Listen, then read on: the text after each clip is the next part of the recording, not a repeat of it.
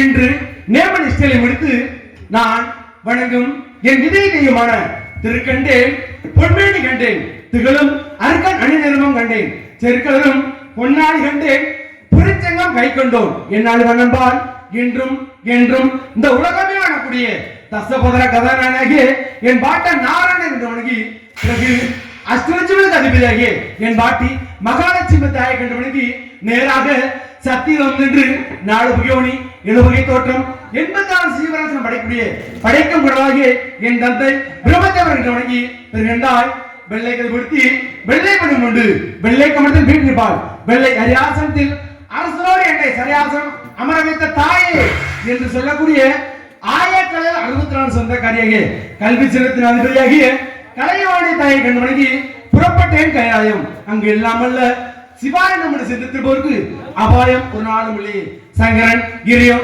சம்ப சாதா சிவம் அன்னபிரநாசியம் உடலுக்குரியும் சிவத்துக்கு சத்தும் கண்ணுக்கு ஒளியும் கடமைக்கும் செயல்மா உள்ள அன்னை பராசக்தி ஆதிசக்தி போகசக்தி ஞான சக்தி யோக சக்தி என பரமேஸ்வரி அந்த ஆசிரியப்பட்டு புறப்பட்டேன் பூலோகம் நான் நாடு ஒன்றுக்கு கடன் செய்ய வேண்டும் அந்தபடி செய்ய என் சிறசாப்பட்டது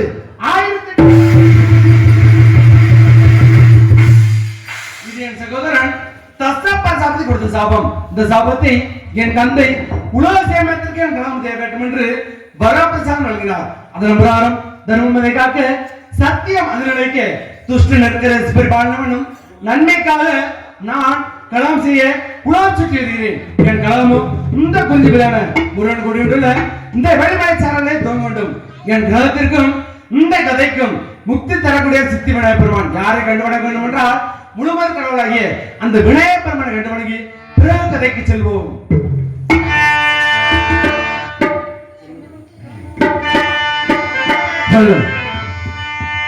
செல்வ கணபதியே எங்கள் குல சித்தி விநாயகனே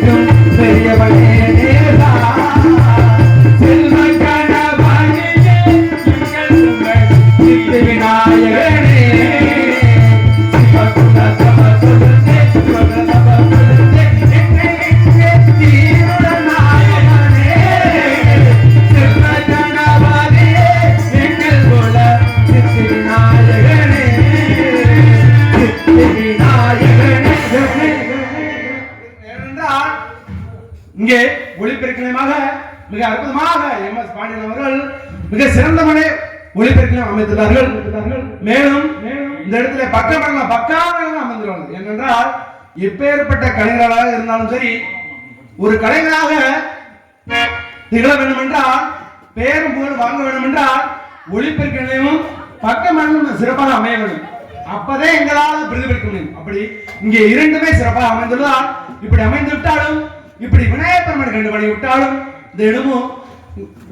இந்த இடமும் அரிய பெரிய ஞானிகள் தங்கி பெரும்படியான ஞாபகம் செய்து நரை, திரை, மூப்பு, பிணி, சாக்காடு இவைகளை வெற்றிடமாக தெரிகிறது.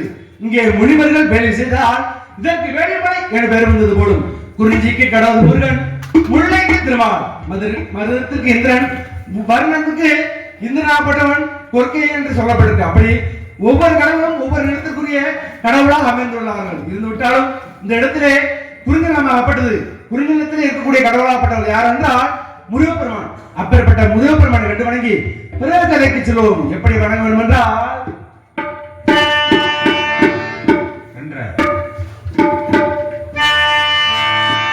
கடலில் கருவாகி புழலில் ஒருவான கந்தனோர் எந்தவோ, கடலில் கருவாகி புழலில் ஒருவான கந்தனோர் எந்தவோ, கனவு மறவாம தினமும் மழைகளின் சிந்தையோ, கனவு மறவாம தினமும் நினைக்கின்ற மழைகளின் சிந்தையோ, வாடு மழைகளின் சிந்தையோ,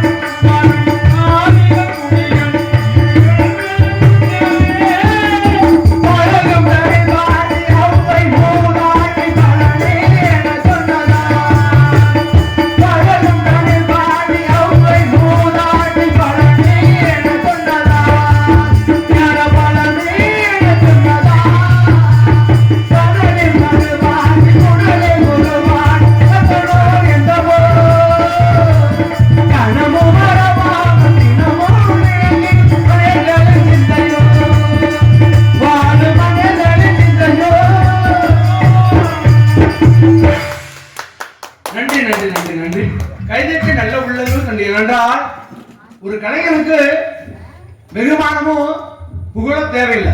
இதற்கெல்லாம் அப்பாற்பட்டது என்னவென்றால், நாங்கள் ஒரு முறையான தொழில் செய்யும் பொழுது எங்களை உற்சாகப்படுத்த வேண்டும். அப்படி நீங்க உற்சாகப்படுத்தினாதே எங்களுக்கு தொழில் செய்ய நன்றாக இருந்துட்டாலும், இப்படி இருந்து ஒரு 10 பேர் சிறப்பாக ரசிச்சீங்கன்னா போதும். எங்களுக்கு தொந்தரவு பண்ணாம நாங்க சிறப்பாக ஏன்னா வந்திருக்கக்கூடிய நடிகர்கள்லாம் சிறந்த நடிகர்கள், நல்லபடியா நாளத்தை முடிச்சு போயிடும். அதனால இப்படி கைதட்டி ஆறாவரப்படுத்தி உற்சாகப்படுத்திய அத்தனை நல்ல உள்ளங்களுக்கு நன்றி தெரிவித்துக் கொண்டு இப்படி கந்தபெருமான் கண்டு வணங்கி விட்டாலும் 3 தொழிலை செய்யக்கூடியவர்கள் மும்மூர்த்திகள்.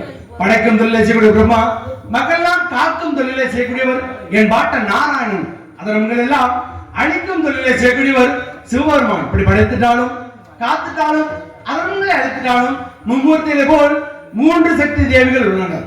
அலைமகள், கலைமகள், மலைமகள். இப்படி இருந்து விட்டாலும் 14 உலகங்கள் சென்றாலும் நமக்கு பிடித்தளவும் பூலகம். ஏனென்றால் இங்கே மயிலினங்கள் ஆடவும், உயிரினங்கள் கவவும், வானினங்கள் தள்ளி போடவும், இப்படி இருக்க அற்புதமான காட்சியை பார்க்கும்பொழுது இந்த இடத்தை எப்படிலாம் வர்ணித்து பாடணும் என்றால், ஏனென்றால் இன்று மிகவும் சிறப்பான ஒரு இடம். ஏனென்றால் இங்கே குடியொன்றிருக்கும் ஈடாடி ஐயனாருக்கு மகா கும்பாபிஷேகம் நடந்துள்ளது. ஏனென்றால் 12 வருடங்களுக்கு ஒரு முறை கும்பாபிஷேகம் நடத்தப்படும், அதுதான் முறை.